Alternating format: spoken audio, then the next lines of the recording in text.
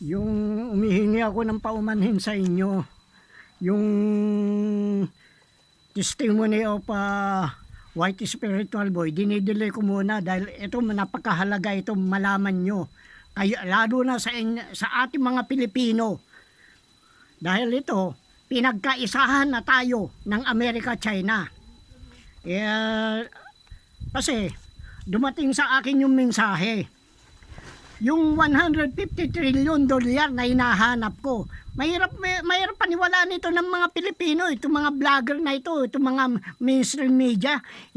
Ayaw nilang banggitin itong ginagawa ko na hinahanap ko ang mga kayamanan. Kasi mga bayad na yan vlogger, mainstream media, mga bayad na yan. Lahat ng radyo, television, bayad na lahat yan. Ang hinahanap ko ngayon, itong 150 trillion. Kaya pala, humiwala itong BRICS. Itong BRICS ay itong gagamitin ng mga Marcos. 150 trillion dolyar. Bakit napunta sa China?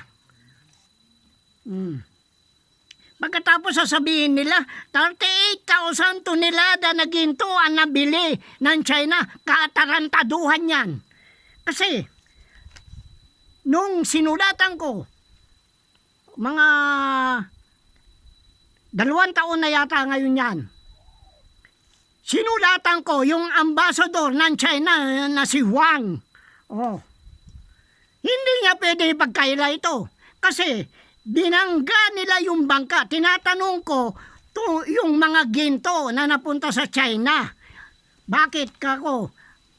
Ilabas ninyo yung mga ginto. Diyan nag-umpisa ang pambubuli ng China sa Pilipinas. Kaya nga sinasabi ko si Siping Limahong. Magnanakaw. Sinong kasabwat? Ito mga Marcos. Kaya nga, nung dumating din sa akin yung na yan, napanood ko sa YouTube ito yung 277 trillion dolyar na utang ng Amerika. Saan napunta? Sino may-ari? Hindi ako kumikibo noon. Pag-aaralan ko ito dahil masyadong malalim ito. Ngayon, nagbayad ang Amerika ng 150. Ewan ko kung nabuo, bakit kukunti na lang ang utang ng Amerika ngayon. Ngayon, nag-message ako, nagpa-kon ako ng message doon sa CI. Doon sa CIA, bakit napunta sa China itong pera na ito na pag-aari nating Pilipinas? Kaya lahat yan, mga politiko, mga nasupalpalan ng pera na yan. Pati mga military, nasupalpalan na ng pera yan. Bakit hindi nyo ako kunin? Yan ang hinahamon ko kayo ngayon. Saan bakit napunta sa China itong ito? 150 trillion US dollar. Hinahanap ko na ngayon yan. At yan ang gagamitin nila para sa new currency. Sa pagkatapos sasabihin nila, may 38,000 toneladang ginto ang meron ng China. Katarantaduhan yan. Yan ang hinahanap ko sa China. Bakit binangga nila yung nung sinabi ko kay Wang yan? Kaya tumigil ako. Mahirap kasi akong paniwalaan. Kung hindi ganito yung tsura ko, hindi ako makakawala. Kung magandang ko, may mga sasakyan ako, may mga alas, di kukunin ako. Kaya nga ako kinukuan nila na magkuan ako doon sa British Isle. Pero ayaw ko. Aalipinin nyo? Blackmailing nyo, hawakan nyo ko sa leeg? Hindi pwede yan. Sinasabi ko na lang sa inyo. Kaya yan ang kinukuhan ko. Kaya yung India, kumalas. Dahil masama ang balak ng China Brazil, kasabwat yan sa G20. Brazil, China, Russia, tsaka India. Kumalas ang India. Dahil alam niya ang plano ng China. Pero alam na yun ng India na walang ginto na ganun kalaki ang China. Sasabihin, namimili? Katarantaduhan. Kaya biglang yaman ng ko na ito. Sino ang pinagbigyan nito? Yan ang tinatanong ko. Kung iyan putang inang mga Marcos na yan, ay putang ina nyo. Pipit-pitin ko mga bayag nyo. Dumating lang kanina sa akin tinawagan ko na yung contact ko sa CIA. Na bakit napunta yung 150 trillion dolyar sa China? Sino ang may kagagawaan?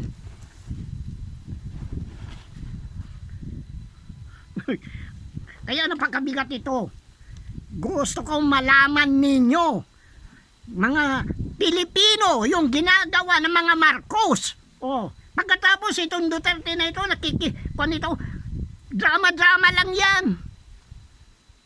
Kaya nga binubuli na tayo dahil ayaw niya malaman. Ngayon, alam ko, dahil nga doon sa tinatanong ko noon, yan nag-umpisa ang pambubuli ng China. Doon tanungin ko, yung putang ng mga ginto na yan.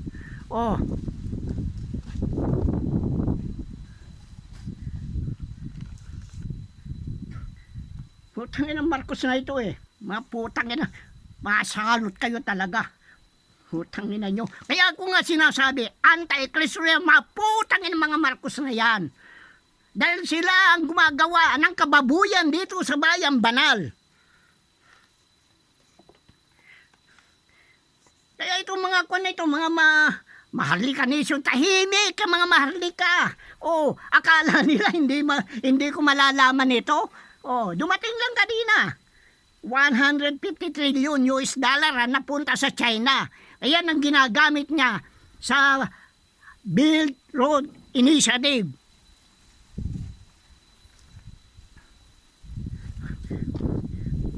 Kaya pala, sobrang daming pera. Kaya, ngayon, paano ninyo babayaran yan sa akin? Pati Amerika mananagot dito. Kaya nagpunta si Blinken, hindi yung tungkol sa ng pag-uusapan nila. Ang pag-uusapan nila ay tungkol dito, baka mamaya malantad sa akin, nalantad sa akin, na napunta sa China. Noong pa ako nagdidiskumpiyado dyan sa China. Yan ang hiningian ni Marcos ng kung paano na-control ng China ang halos bilyon tao. Ngayon, pinarurusahan ng China, pinarurusahan ng Amerika. Lahat na nakikinabang dito sa mga kayamanan na ito, na parusa, nagkuka na rin.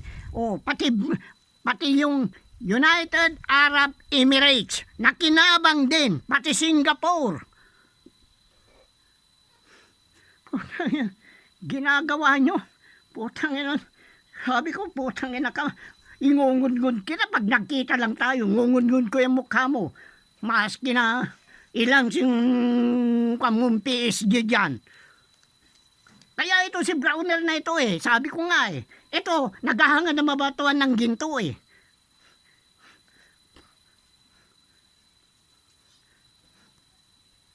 Kaya nga sinasabi ko, ang military natin dito ay kwan na. Puro mga private army ng mga Marcos. Putang ina mo, Browner. Putang ina yung mga PSG, mga putang ina ninyo lahat na military. Pati mga katulisan. Putang ina ninyo lahat. Ginagawa ninyo, binababoy ninyo itong bayan banal. Ngayon, bakit yung Central Bank?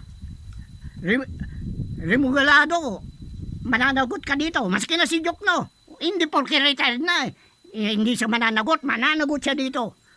Lahat kayo hahabulin. Mag-uumpisa na ako maghabol. Sabihin ko sa inyo ang totoo. Kaya yung pagpunta ni Yellen doon, yan din ang mga pinag-uusapan nila. Hindi yan putang ekonomiya na yan. Hindi yan. Kasi kinuhan ko yung independence andali lang.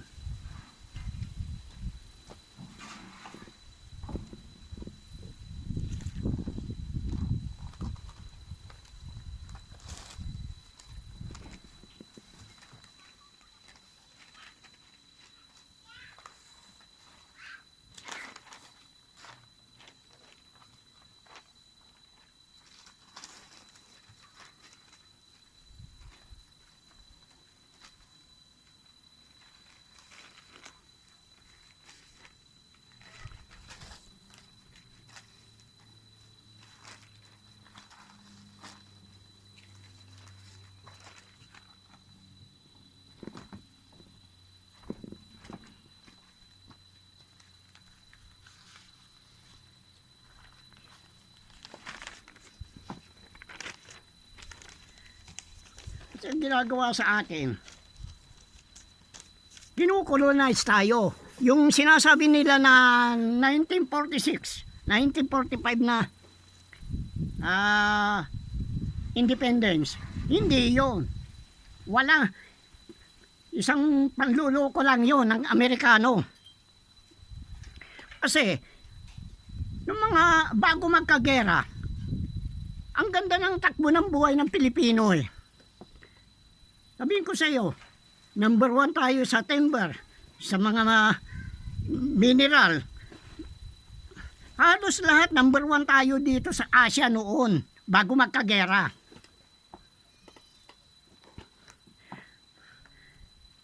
Nagsimula yan nung panlilin lang ng Amerikano tungkol sa independence na sinasabi.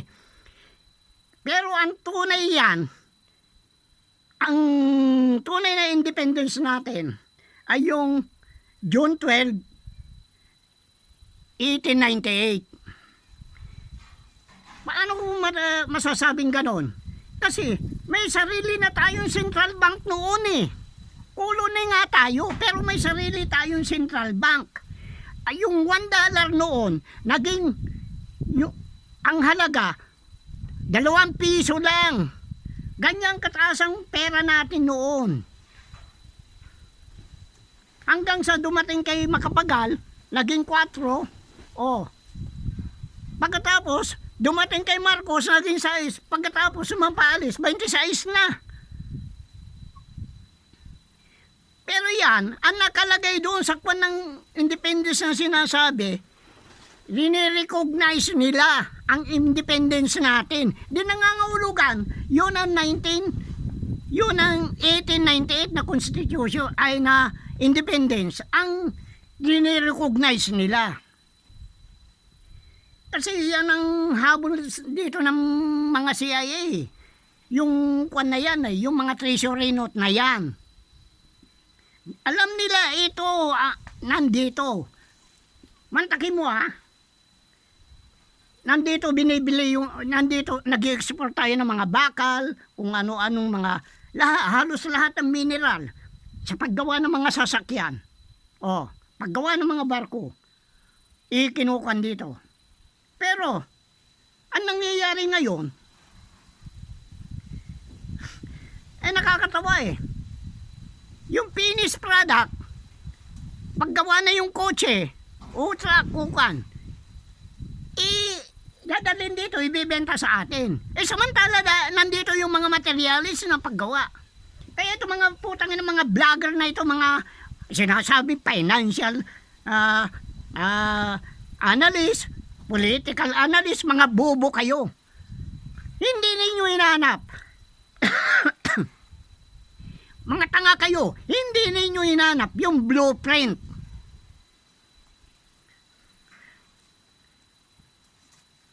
Puro kayo, sige ganito, sige ganito, ganun. Ito naman mga tangang Pilipino, naniwala naman. Kaya ayaw ng mga Marcos na umunlad ang Pilipinas para maloko nila. Ginagawa nyo. Ako lang naman nakikipaglaban eh. Itong kayamanan na ito, ayaw banggitin ng mga vlogger, ng mga mainstream media dahil puro bayad na yan. Pati mga troll, bayad na yan. Kaya, kasi yung nakasaad doon sa ng Constitution noong 1945 na lahat na raw material ay kailangan i-export. Hindi tayo pwede mag-manufacture. Putangin na itong mga tanga-tangang mga senatong na ito. Itong mga putangin na mga magnanakaw na senatong, mga magnanakaw na kongreso. Bakit hindi nila inamin yan noon? Kasi lahat yan, mga mukhang pera. Kaya tama yung sabi ni Bamba. Sa akin lang naman nagkwan yan eh. Lahat ng kwan ng gobyerno ay puro kurap, puro magnanakaw. Lahat ng branches. Oh, yung tatlo. Puro magnanakaw yan. Ay mantakin mo, magkuka ng Supreme Court. Matapos biglang babaguhin uli. May desisyon na. Yun na nga ang sabi ko. Nagpalabas ng putang inang mga Supreme Court na yan ng failure of election. Pinagmamalaki ni Lagundino at saka ni Baleros noon. Eh nandoon ako. Pinanunod ko lang sila. Pero hindi nila ako makakuan. Nagyayabang sila na yung pinakikita nila yung ng Supreme Court. Bakit natuloy ang eleksyon? Oh. Kaya ang putang ina mga matatandang Supreme Court na yan, malapit na sa hukay, gumagawa pa rin ng pera. Oh. Kaya ngayon pa lang, yung kuhan ninyo na papunta na kayo sa impyerno. Ilang akbang na lang. Oh. Kaya nga sinasabi ko nga, hinahanap ko yan, mga pera na yan. Oh. Pagkatapos itong nag-withdraw itong putang inang Bamba na ito, hindi sa kinakampihan ko si mama, hindi ko pwedeng kampihan niya, magnanakaw din yan, binibenta din tayo eh. Oh. Yung mga chromite saan doon, oh. Paano nakapag-withdraw yan ng pera? Oh. Kaninong pera yon? Kung sa land bank, saan nanggaling yung pera ng land bank? Maraming katanungan eh. Ayaw, iniiwas yan ng mga mainstream media. Iniiwas yan. Dahil sinasabi ko, inuulit-ulit ko, puro mga bayad na yan. Malaki ang pera natin. Yan ang hinahabol ko. Kaya kailangan ibalik ng China dito yung 150 trillion at saka yung mga ginto na kwan. Yan ang gagamitin ng BRICS. Yung kwan na yan, yung 150 trillion. Kaya pati mga PLA, pati matataas na opisyal ng mga kwan ng China, puro kurap din yan. Kasi alam nila kung saan nanggaling ang pera eh. O ilan ba? Kumwari, matino itong putang inang shipping na ito eh, limahong ka din. Ulul, putang ina ka. Kasarap mong sipain ng mukha. Putang ina ka. Nasabi ko na lang sa'yo. Yayabang-yabang ka, binubuli niyo yung Pilipinas. Kaya kayo nagbubuli yan para hindi malantad. Yung putang inang pera na yan, kung saan napunta yan. Mantakin mo, biglang angat. Sino ang nagbigay ng permiso yan? Kaya pala, yung mga third world countries, yung hulog nila, ay sinasabi, pumunta sa kwan, hindi yun pala. Kundi, kinukuha ng Committee of 300 yan. Kaya yung sinasabi ko, yung gobyerno ng Amerika, gobyerno ng China, gobyerno ng Pilipinas, puro mafia yan. Sindikato. Pagkatapos galit kayo? Galit kayo sa akin. Kaya nga nagtataka. Hindi ba kayo nagtataka, mga kababayan? Ayaw pag-usapan. Pero pag Marcos Gold, yan. Pinag-uusapan kagad yan. Pero yung pag sinabi, aminado na lahat na hindi kay Marcos yan, ayaw banggitin yan, mga kayamanan na yan. Inuulit ko, lahat na yan ay bayad na. Bayad na sila, mga vlogger, media, troll, mga political analyst, mga financial analyst, puro mga bayad na yan. Ako lang naman nagbubulgar.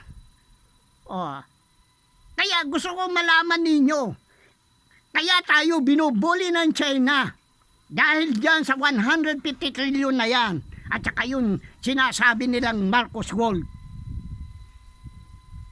Hindi pag-aari ng Marcos. Yung 150 trillion, hindi pag-aari yan. Walang treasury ban na kinamit ang China upang maikon sa Amerika. Dahil wala na rin ginto doon. Kaya yung sinasabi ng putang inang Kaya nga nandito yung mga China na yan eh. Yung mga retired military. Nandito sila. Oh, para mga retired din na maharlikan general.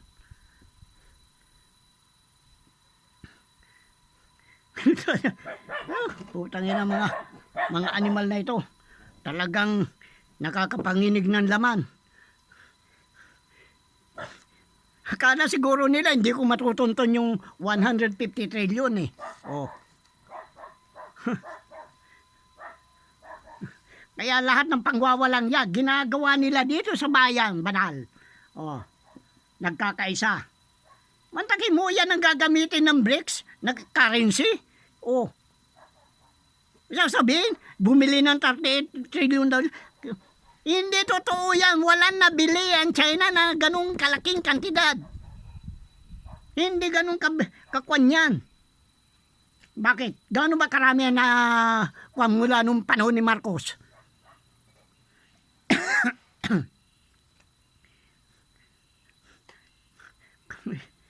Kaya tignan ngayon ang mangyayari. Ewan ko lang. Hahagilapin ko yan. Nagpasabi na ako sa CIA, bakit napunta sa China yan? Ang talagang kanyan, 277 trillion dolyar. Bakit napunta yung 150 dyan? Bakit nag-i-imprenta dito ng dollar? Bakit yung mga ng central bank dito, yung Bangko Sentral ng Pilipinas, ay nagpapadala ng pera kay Mamba? Oh, sa Land Bank. Saan ang gagaling ang pondo ng Land Bank?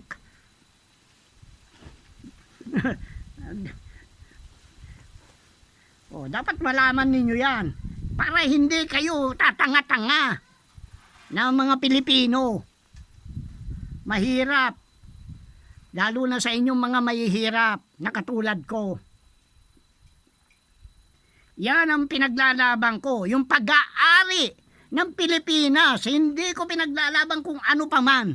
Yung pag-aari ng mga mahihirap, yung mga pag-aari ng mga kayamanan, yung mga kayamanan na yan para sa mahirap. Hindi ko inaangkin yan. Pero pinaglalaban ko. Eh sino ba nakikipaglaban dyan? Oh. Dahil yan, yung sinasabi nila G. Sayon, hindi G. Sayon ang lalabas dyan. Yan ang gagamitin currency. Oh, hindi na ngayon malaman ni Blinken at saka ng mga China kung anong gagawin nila, kaya panay ang meeting nila. Oh, meeting di abansi na ba? Dahil kinabukasan, malalaman na.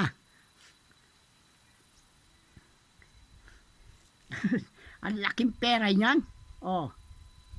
Kaya nga, malaki ang pera na yan. Kaya binubuli tayo. Gusto tayong angkinin ng China. Itong putang inang Duterte na ito. Ang gusto naman niya, province of China.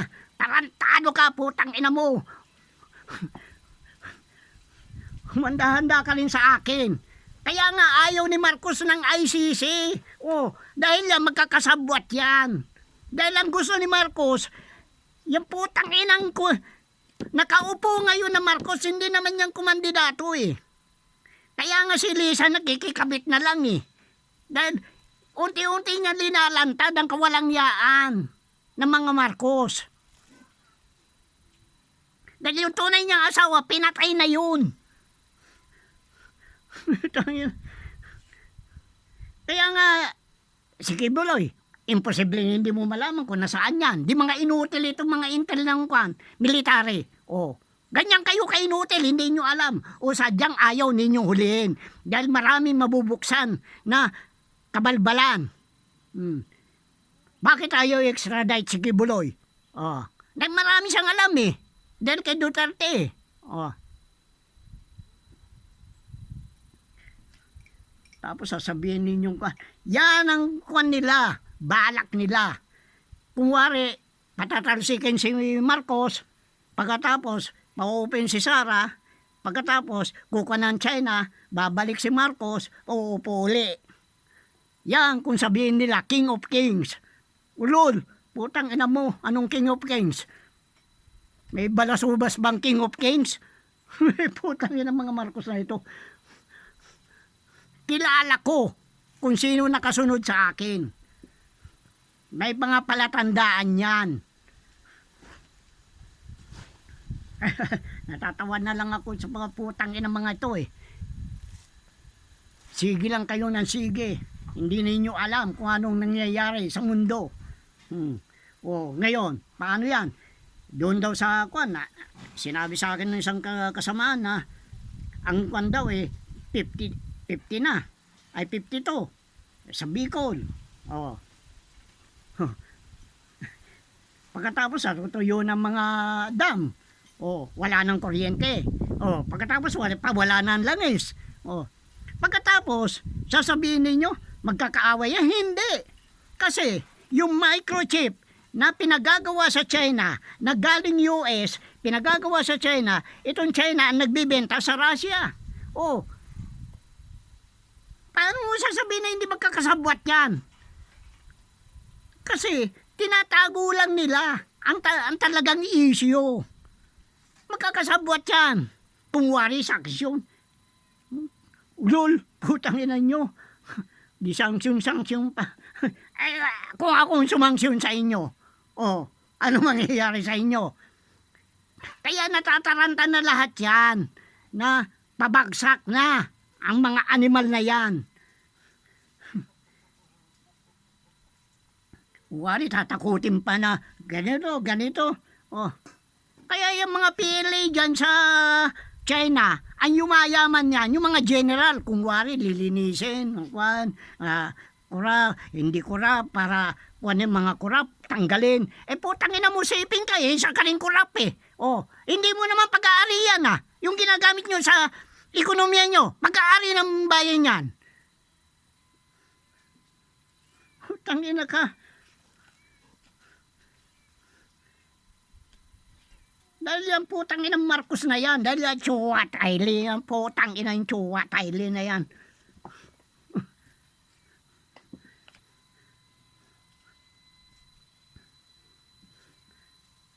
Nalalantad na sa buong mundo. Walang binili ang China na ginto. Kaya nagtaka ako bakit kan? Ito group of 20, pati itong mga group of 7, group of 5, magkakakutsaba lahat yan Pinagkaisahan nila yung bayang banal Itong Pilipinas, kinakawawa nila.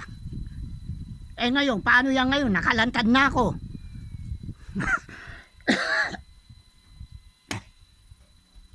Magpadala kayo dito. Sinasabi ko na lang, hindi ko kayo kinakatakutan.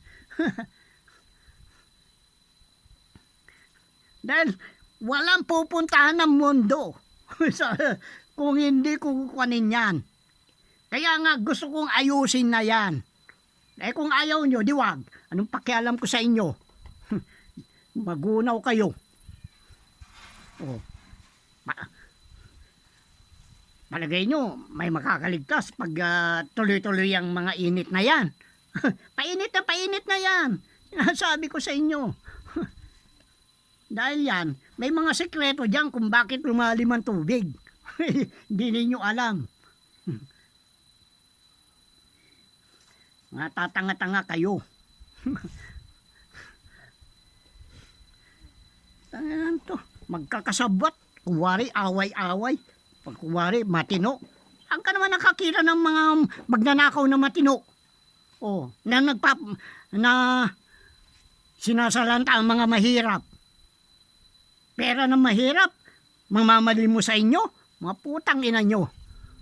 Kailanman hindi hikon yan. Sabihin nila, yung ako nagmumura, dapat lang murahin kayo.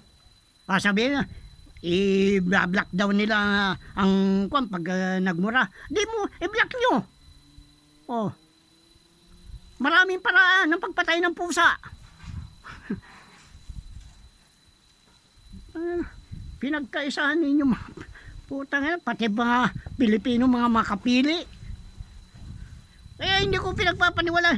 Hindi basta-basta magsasalita ang mga vlogger na yan na walang pera. May pera yan. Yan ang nakakakwan dyan. May pera yan. Bayad na sila. Kaya hindi makakibuyan. O sino ba nagbabanggit lang ng mga kayamanan? Wala. Ako lang.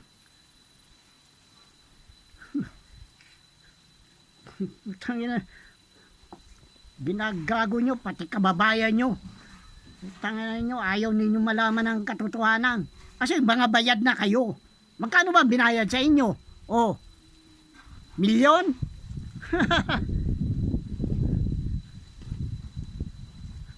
Kaya nga, wala talagang, wala na pupunta ng Pilipinas. Kaya ako, naninindigan ako. Talagang pinaglalaban ko yan. Kahit anong mangyari. Kailangan akong masunod. Hindi ang mga putang ng mga Amerikano. Hindi ang mga putang mga inchik na yan. Tatakot-takutin pa. Kaya nga, saan nang gagaling ang pondo ng gobyerno? Saan nang sa land bank? Sinabi ko, sa land bank nang gagaling. Pero saan nang gagaling ang mga napupunta sa land bank at saka sa DBP? Naibalik na ba yung pera na yon? Hindi pa. Mantakin mo, kalalabas lang yung pera, pupunta na kay Mamba. In really. Yan ang sinasabi ko sa iyo. Ikaw tanso ka. Traidor ka. Bayan mo, ibibenta mo. Kaya nga may isang Enrile doon sa Malaysian Embassy.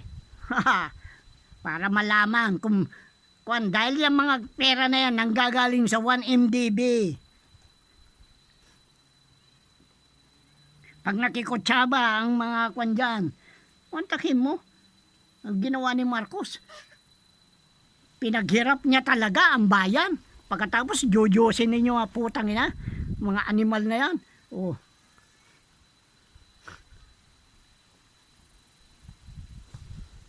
Sige na. Basta yan, sinasabi ko na lang sa inyo, yung 150 trillion na yan, dapat maibalik sa Pilipinas.